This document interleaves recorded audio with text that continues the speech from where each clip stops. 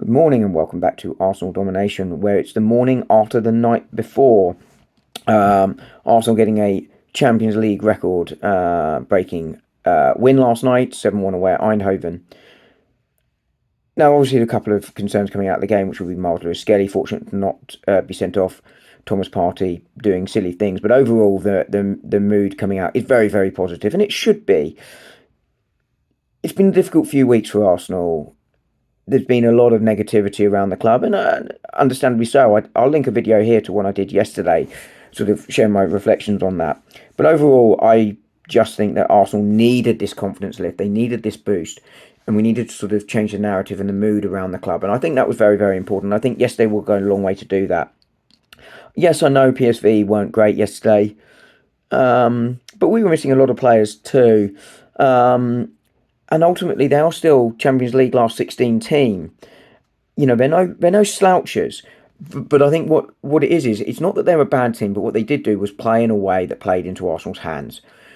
They allowed space, and that allowed Arsenal to get some goals that they very badly needed. But I think the man that really came out yesterday with both the Man of the Match award, but also probably got the biggest boost from yesterday, was undoubtedly Martin Odegaard. Martin Odegaard has struggled all season. He's had two excellent seasons, been Arsenal's player of the season 2 years running, and has been phenomenal. He doesn't lead in the fist pumping chest way, but he leads in sort of by example in a quiet, determined way. But he has struggled this season. Was it 3 assists? I think it is in the league this season. That's very poor for a player of Martin Odegaard's undoubted quality. He's had a lot going on. He's had the injury this season. I think that has really badly affected him. I think he probably came back and took a long time to get going. Not helped by missing players around him. Martin Odegaard is a fantastic player, but his game is very much about orchestrating things for others. And when the others around him are more limited, it means that some of the balls are almost too good for them or doesn't get the reward it deserves because the other players are more limited. That's Martin Odegaard. And Mesut Ozil in many ways was that player. Fantastic player, but he really came alive when he had quality around him. And it's not that they're bad players or can't do things by themselves. I think both could, but they get better when that's the case. And last night, there were question marks over him. I said right now, if we didn't have such an injury crisis, there is a genuine question about whether he should be dropped from the side. He's only in the side because there was no one else with the level of players we had available. But last night changed something for me and Martin Odegaard this season. I hope we'll see a real big end of the season from him. He got that goal, and if we're honest, it wasn't a great finish, right? He gave the goalkeeper a chance to save it, and thankfully he didn't. But the second that went in, you could see his whole demeanour change. It was like the world had lifted off his shoulders.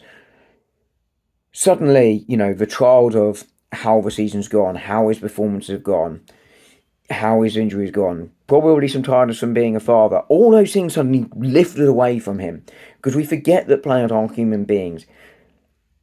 And it was very reminiscent of Martinelli or Gabriel Jesus earlier this season for me.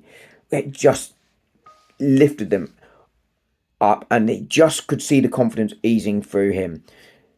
And hopefully last night will have had a similar impact on other players. Moreno, Calafiori suddenly looks full of confidence. Summer signings that maybe haven't hit the ground heights that we thought they would, but I think will still have a big future here at the club. Yuri Timbo, who's had a fantastic season getting goal, etc., etc. Wanyeri again.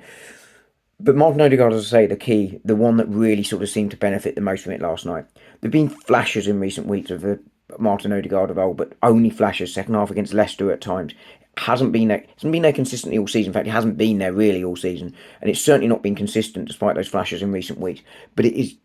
We saw it in the second half consistently. The passing was much better. There was one absolutely world class pass. It was just out of this world, and he showed the player what he was pressing with intensity. He was driving with the ball, and when Martin Odegaard presses with intensity, so does the rest of the side. He leads that press. And his passing was quicker, it looked more authoritative, it was slightly less side, it was slightly more forward. Everything about his game was a Martin Odegaard of the last season or two. And I think that performance hopefully will have a massive, massive impact on him. It needs to. We're not going to win the league this season, that is clear. We're probably not going to win the Champions League with the injuries we've got, but we need to finish the season as strongly as possible. and now Martin Odegaard. And Martin Odegaard's key to that. Not only is he captain, he's one of, if not, he's one of our best players. I don't think he's our best player, but he's one of our best players, and he is the captain. And when he plays well, it makes everyone else tick a lot better. And we need to see that continue on Sunday against Manchester United. He may not play the second leg against PSV and then against Chelsea, but it just needs to go on and continue to this next level. But yeah, as I say, I just wanted to touch on that really today because I just felt that looked a player reinvigorated from that performance last night. It looked a club slightly reinvigorated. It doesn't mean it will continue. I think the next 3 games before the international break are going to be very tough still. You know, Moreno is playing up front. He's obviously not a natural striker. His movement isn't there, but he's playing significantly out of position. And there are other issues that are there, and they're going to be there till the end of the season, which we discussed many times. But something like this just lifts the mood of the fans and the players and the coaching staff. And Martin Odegaard, as I say, the real beneficiary. I will be back with a Manchester United preview before the weekend. I may well do another video between now and then. But thank you for listening. As always, please like and subscribe and all that jazz. And I will speak to you soon. Have a great day. I'm sure you will because of last night. But I wish you the best. Thanks very much for listening. Bye.